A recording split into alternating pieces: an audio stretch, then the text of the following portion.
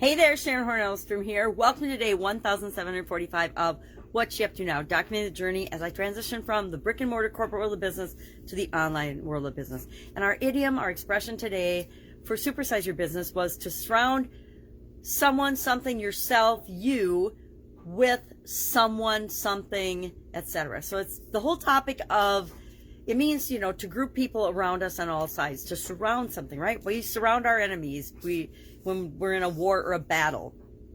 But the topic and the point for the annual challenge then is, who are the people we surround ourselves with? I meant to look up the who gets credit for the 5 people you spend the most time with saying, because that is an example of this, as is, don't surround yourself only with people that agree with you all the time, right?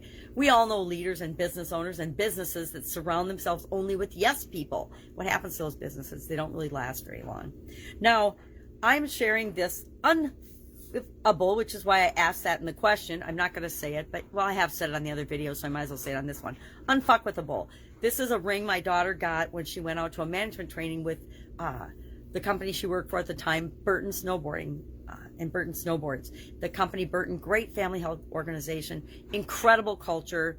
And the leadership team adopted this, we are unfuckwithable, and they made up the word and they put it on brass knuckles, and they gave each of the managers at the manager training a ring, a 2-part mini brass knuckle reminder of staying true to yourself, staying true to our core values and mission and principles and purpose, and the importance of doing that, which was why they symbolized and created this, was part of the training where they talked about this is who we are, and together we are unfuckwithable. And I love that. Wish I would have thought of it for my businesses. We use rocks and we use soap. I might go to round soap though, because I like the circle and the round and the team and the strength that comes in a circle. But it's a great example in so many ways. It reminds us that who we surround ourselves is important. What we listen to, what we read, what we think about, it all impacts our results, our outcomes, the things that we get in our life. Other people, as much as we try to not let other people and other things influence us, they absolutely positively do. I notice that if I'm watching something on Netflix or on one of the other streaming services, one of the first things I'll be thinking about in the morning is the characters in that show. And I'm like, do I really want fictitious, made-up characters that someone else? It's like if I've read a book right before I go to bed, I'll wake up thinking about that book. Well, I want to be careful about the books and the shows and the movies and the people and the media and the things I let into my brain, because what goes in inadvertently comes out. My daughter likes to remind me that when I've been hanging around with my family and my sisters a lot, I tend to be a much poorer communication, or especially with respect to listening, because we're one of those families that talk over each other, and we half listen and finish each other's sentences, and it's super duper irritating for other people. Even though it feels interesting when we're doing it, sometimes we irritate ourselves, right, when we're doing it to one another.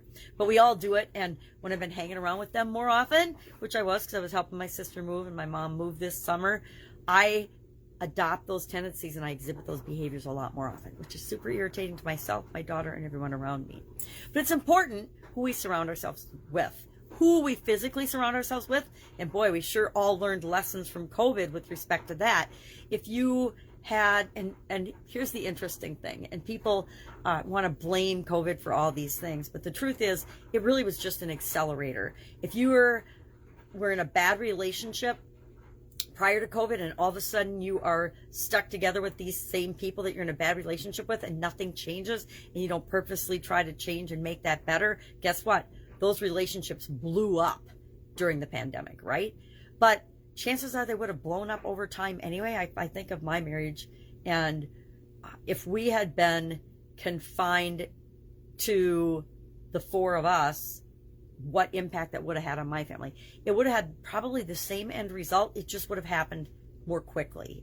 The things and the experiences we have don't change us necessarily. They just show us who we already are. And if we don't like what we see, then it's up to us to change that. Nobody else can change it for us. I firmly believe that any one of us can become and change and accept an identity, any identity we want, at any time. It's just up to us to make that decision and choice. And it would be neat if we could do it for other people, but we can't. We can only do it for ourselves. So we take responsibility for ourselves and hold other people accountable to taking responsibility for themselves. So that's what we're talking about today. Surround yourself with who you surround yourself with, why it's important, and just every once in a while stopping and taking a snapshot of, hey, right now, today, who am I spending most of my time with physically? Who am I listening to, paying attention to most? What am I listening to? Am I listening to podcasts, books on, I don't know if they don't call them tape anymore, but audio books and things that feed my brain and make me move toward what it is that I want, or help me to become who it is that I want to be ultimately?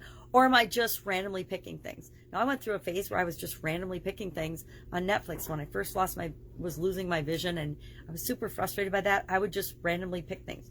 Following my sudden cardiac arrest, I was, for some reason, attracted to scary things, horror movies, death and destruction and things. And I think it's because prior to that event, I couldn't watch those things. They really bothered me, and I never participated, never watched them. And so it was like I was testing myself and my new limits after that event.